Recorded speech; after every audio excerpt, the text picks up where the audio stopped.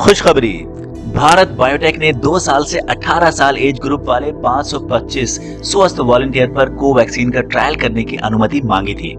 Drug controller general ने approval दे दिया है। जल्द ही भारत को भी बच्चों की कोरोना वैक्सीन उपलब्ध हो जाएगी, क्योंकि बच्चों पर इस बीमारी की खतरे को लेकर माँ बाप बेहद टेंशन में हैं।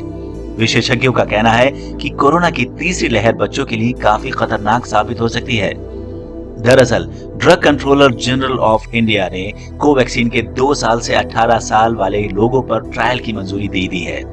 भारत बायोटेक के प्रस्ताव पर एक्सपर्ट कमेटी ने ट्रायल की सिफारिश की थी। कंपनी 525 वॉलंटियर पर अपनी वैक्सीन का फेज 2 और 3 ट्रायल करेगी।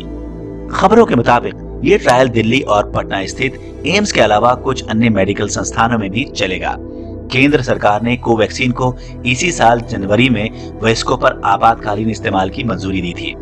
कोवैक्सीन पूरी तरह से भारत में बनी कोविड-19 की वैक्सीन है। अब आपको बताते हैं कि बच्चों पर कैसे होगा कोवैक्सीन का ट्रायल। DCGI ने जिस प्रस्ताव को मंजूरी दी है, उसके मुताबिक ट्रायल में 515 पार्टिसिपेंट्स होंगे। उनकी उम्र 2 साल से 18 साल से बीच होगी। इंजेक्शन के जरिए वैक्सीन की 2 डोज दी जाएंगी। पहली डोज के 28 दिन बाद दूसरी डोज लगेगी। कोवैक्सीन के सामान्य ट्रायल में भी 2 डोज के बीच 28 दिन का वक्त दिया गया था। वॉलंटियर मिल जाने के बाद अगर कंपनी अगले हफ्ते में भी ट्रायल शुरू करती है तो जुलाई तक ट्रायल पूरा होने की संभावना है। इसके बाद डेटा को रेगुलेटर के सामने रखा जाएगा। सब कुछ ठीक रहा तो अंतिम नतीजों के आधार पर अगस्त-सितंबर में वैक्सीन को बच्चों के लिए इमरजेंसी यूज की मंजूरी दी जा सकती है। वयस्कों के लिए वैक्सीन को मंजूरी देने के लिए अंतिम नतीजों का इंतजार नहीं किया गया था। कोरोना की तीसरी लहर में बच्चों को बचाने के लिए पेरेंट्स को लगानी होगी वैक्सीन। आपको समझाते हैं ऐसा क्यों जरूरी है। भारत में 12 साल से कम उम्र के बच्चों की संख्या कम से कम 16.5 करोड़ है। अगर हम तीसरी लहर में उनमें से 20% के संक्रमित होने और संक्रमितों में से केवल 5% को क्रिटिकल केयर की जरूरत पड़ेगी। ऐसा माने तो हमें 1.65 लाख पीडियाट्रिक ICU बेड की जरूरत पड़ेगी।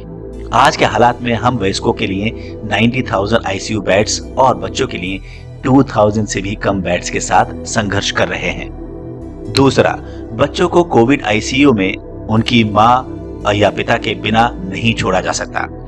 वयस्कों को जहां ICU में नर्सेस और डॉक्टर संभालते हैं, नवजातों और छोटी उम्र के बच्चों के बिना पेरेंट्स के ICU में नहीं छोड़ा जा सकता। माओं को अपने बच्चों को दूध पिलाना रहता है।